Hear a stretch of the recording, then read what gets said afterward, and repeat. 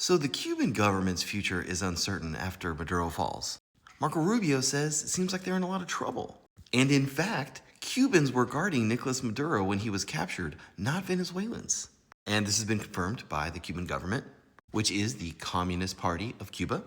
And El País, which is a Spanish language newspaper not based in America, describes Cuba as experiencing hunger and homelessness. Here's a recent photo from the capital, Havana. Does look a little dilapidated.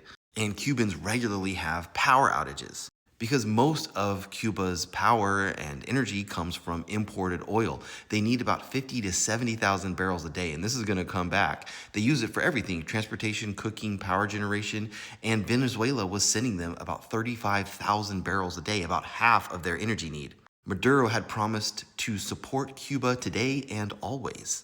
And in exchange, Cuba was helping him suppress any internal dissent in Venezuela, which was why he was not guarded by Venezuelan bodyguards.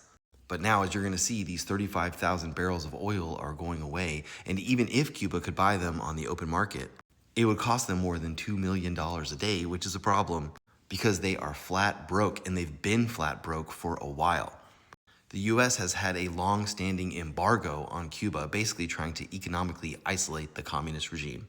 And now the U.S. Department of War has announced Operation Southern Spear, which is designed to crush illicit activity in the area. Cuba is in that area, and Operation Southern Spear serves as basically an oil blockade on Cuba. And this exact policy approach is what has been controversial about the U.S. approach to Cuba. The UN wants us to lift our embargo.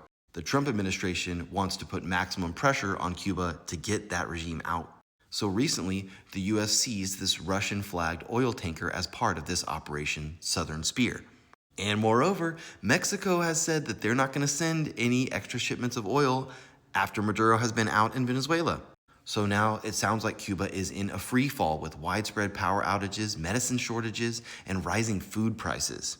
And I told you the power thing was going to come back in a big way that maybe you didn't expect, which is that when the entire electrical grid is down and you lose cell phone and internet outages, and you even have institutions that don't have power, that means the government of Cuba can't govern. They basically lose control de facto of the country. And it looks like this is by design. It looks like Washington is hoping that this Cuban government is the next government in the region that is anti-America that will fall. So is the Cuban government going to be next? Is that good?